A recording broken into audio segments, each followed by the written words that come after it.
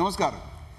Zee 24 तासच्या प्रेक्षकांसाठी आज मी एका विशेष व्यक्तीला आमंत्रित केले.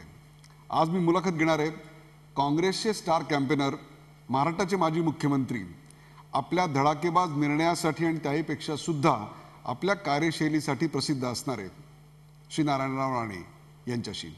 नारायणराव, झी 24 तासच्या सर्व प्रेक्षकांतर्फे सर्वप्रथम आज निवडणुकीच्या धामधुमीत आणि होळीच्या सणाच्या आधी इतका वेळ काढला त्याबद्दल आभार आणि या कार्यक्रमात आपलं स्वागत.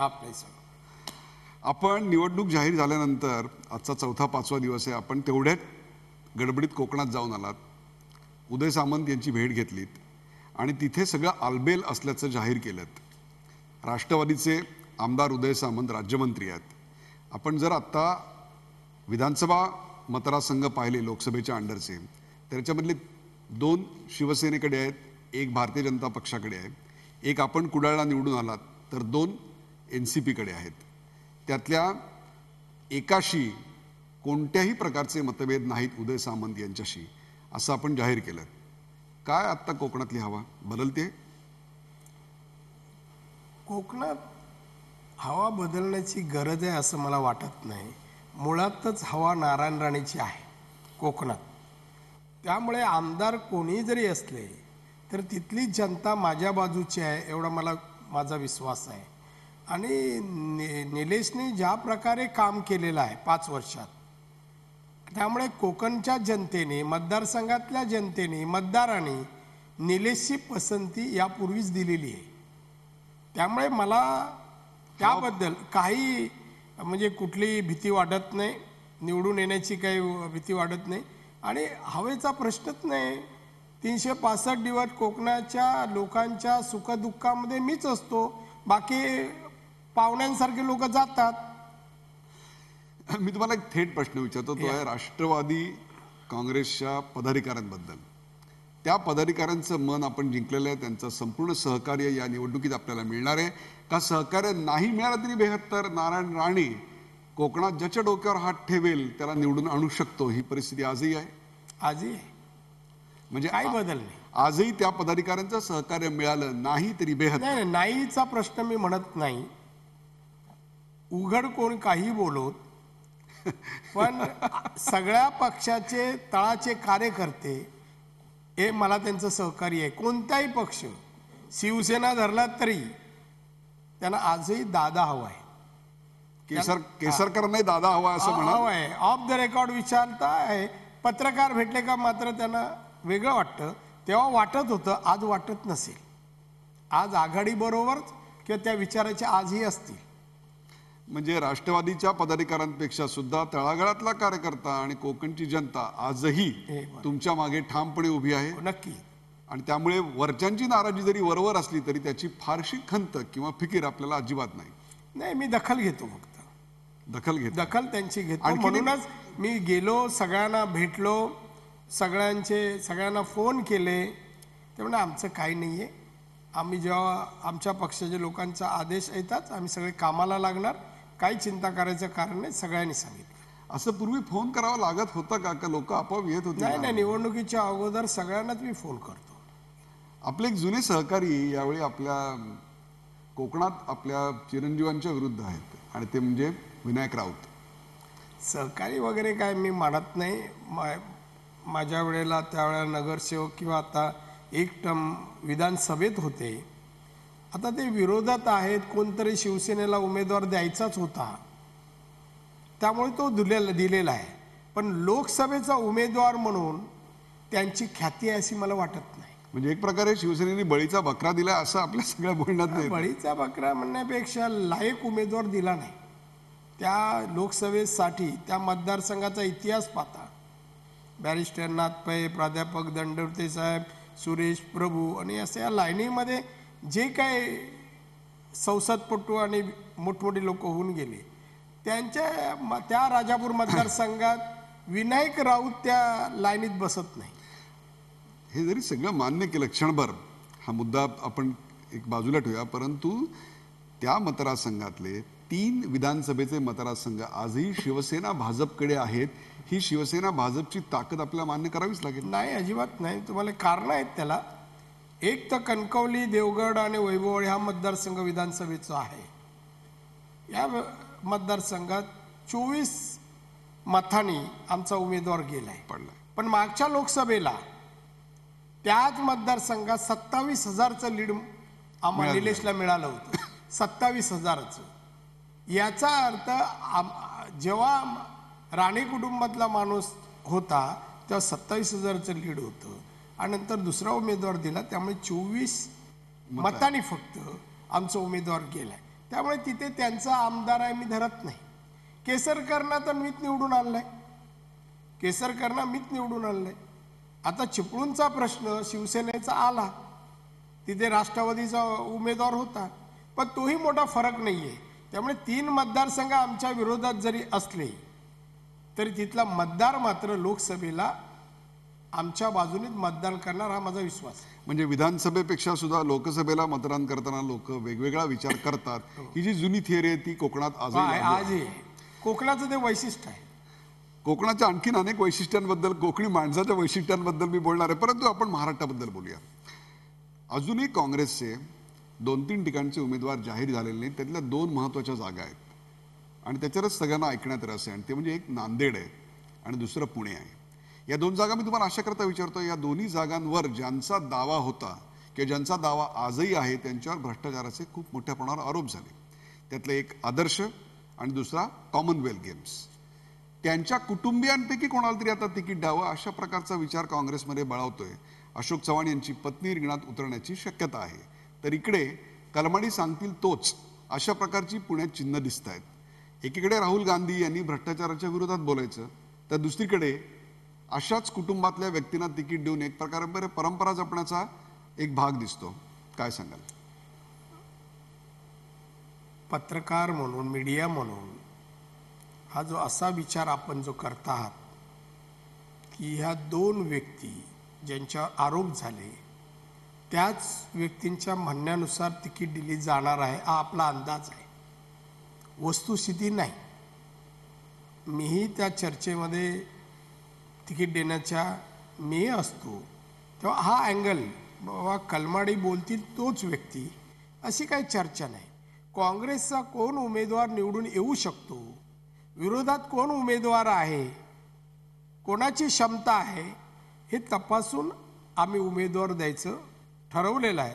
त्यामुळे असं नाही, निवडून येण्याचे जे काही 1, 2, 3 जे काही निकष असतील त्या निकषात बसणारा उमेदवार आम्ही निवडून देणार, म्हणजे उमेदवार आम्ही देणार.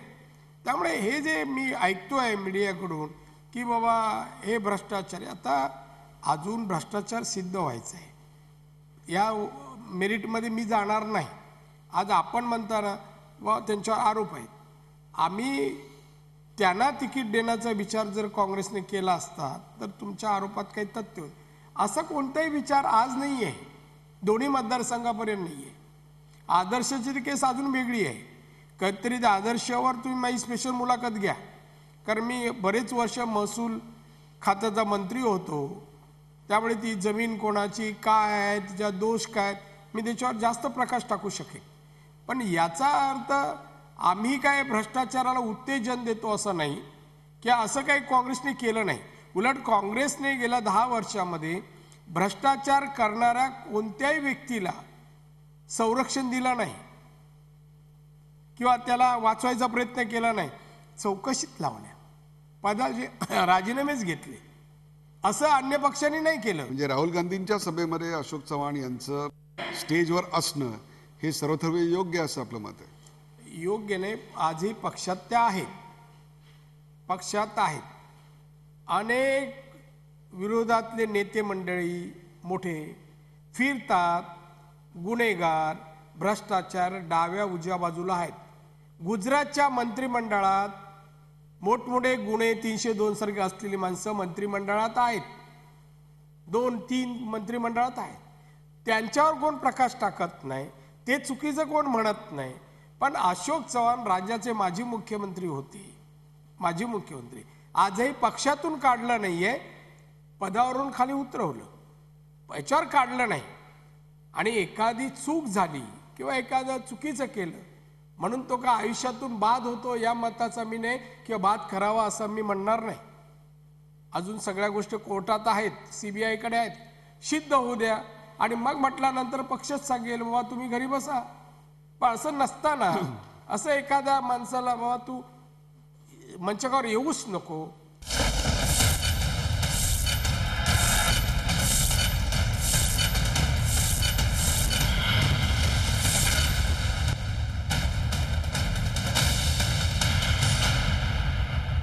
स्टार कॅम्पेनर म्हणून तुम्ही महाराष्ट्राच्या कानाकोपऱ्यात फिरणार? हो, काँग्रेस जिथे जिथे सांगेल त्या त्या ठिकाणी मी जाणार. आता काँग्रेस ज्या ज्या ठिकाणी महाराष्ट्रात तुम्हाला जायला सांगेल किंवा महाराष्ट्राबाहेरही समजा काँग्रेस सांगितलं- राष्ट्रवादी पण राष्ट्रवादीने बोलून तरी जाणार. बरं. अरे वा, उत्तम. मला तुम्ही सांगा की या सगळ्या भागांमध्ये मोदींची एक लाट आहे असं म्हटलं जातं. लाट संपली, ओसरली. ती कशामुळे ओसरली? ओसरली म्हणजे जोपर्यंत निवडणुकीचं वारं सुरू झालं नाही त्या 3 महिने अगोदर मोदींनी सुरू केलं. म्हणजे लग्नपत्रिका नाही, मंडप नाही, काय नाही, आणि वरात निघाली तशी मोदींची निघाली वरात. आणि त्यांनी बडाया मारायला सुरू केल्या. मी गुजरातमध्ये अमुक केलं, मी हे केलं, मी हे करू शकतो, उद्या पंतप्रधान झाल्यावर सगळ्यांना मोफत जेवण देईन वगैरे वगैरे केल्या. आता सगळ्या त्याच्या घोषणा या चुकीच्या ठरतायत किंवा ते करणं अशक्य असं ठरतायत. गुजरातमध्ये न केलेला विकास त्यांनी दाखवला तर आता ओपन होतो आहे. अनेक गोष्टी आज महाराष्ट्र अनेक ठिकाणी त्यांच्यापेक्षा पुढे आहे. GDP मध्ये म्हणजे स्थूल उत्पन्नात पुढे आहे, मानवी निर्देशांकामध्ये पुढे आहे, आरोग्यामध्ये, शिक्षणामध्ये, बालमृत्यूमध्ये, आयुमानामध्ये सगळ्यात पुढे आम्ही. पण त्यांनी दाखवलं आम्ही फार करतोय. नियोजन आयोगाचा त्यांनी पुरस्कृत केलेला, त्यांनी केलेला एक सर्वे आहे, इंडस्ट्रीच्या बाबतीतला आहे. त्याच्यामध्ये महाराष्ट्र शेवटच्या 5 दिसतोय. नाही, आजही FDI मध्ये परदेशी गुंतवणुकीमध्ये आम्ही 21% आहोत. देशात जी गुंतवणूक होते आम्ही 21% आहेत. देशात 1 नंबरला आहोत. जी गुंतवणूक होते एकूणच त्याच्यामध्ये पण महाराष्ट्र 18%च्या वर आहे. त्याच्यात आम्ही पुढे आहोत. विकास दर मध्ये 1-2 वर्ष विकास दर गुजरातचा पुढे गेला. हा एकच पॉईंट आहे की विकास दर त्यांचा पुढे गेला. महाराष्ट्राने विकास दर अनेकांचा दरवर्षी बदलतो, त्यांचा पुढे गेला. एवढी गोष्ट जर सोडली तर बाकीच्या क्षेत्रामध्ये शैक्षणिक, आरोग्य, ग्रोथ रेट किंवा GDP हा त्यांच्या डबल आहे. जवळपास GDP तर डबल आहे.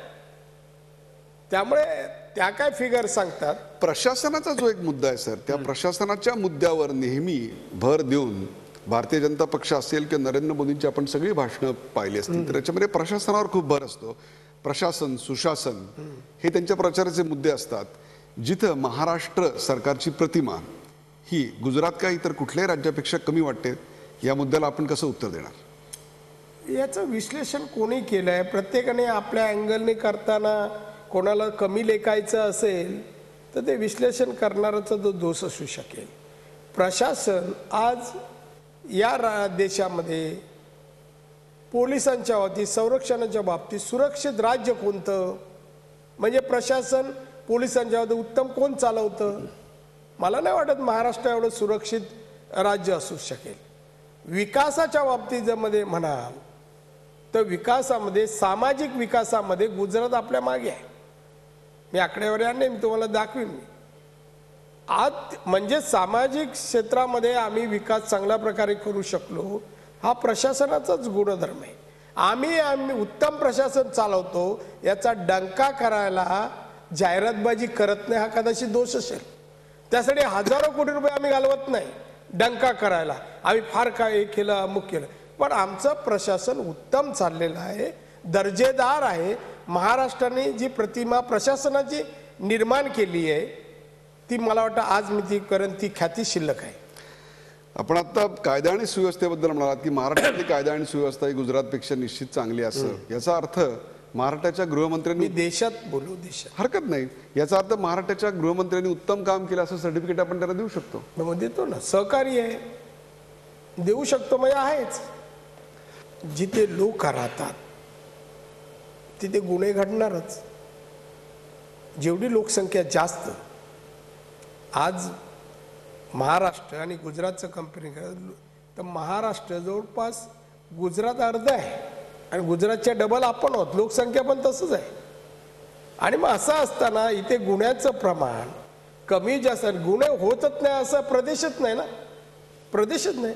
पण गुन्हे झाल्यानंतर गुन्हे म्हणजे त्याचं तपास करणं, गुन्हेगारांना पकडणं, कोर्टात सादर करणं, हे जर आकडेवारी पाहाल तर आम्ही मागे नाही आहे, मागे नाही आहे. जातीय दंगली पण जे का आज ओळख आहे मोदींची जातीय दंगलीबद्दल, तशी ओळख महाराष्ट्रात कुठल्या मंत्र्याची नाही. झी 24 तास रहा एक पाऊल पुढे.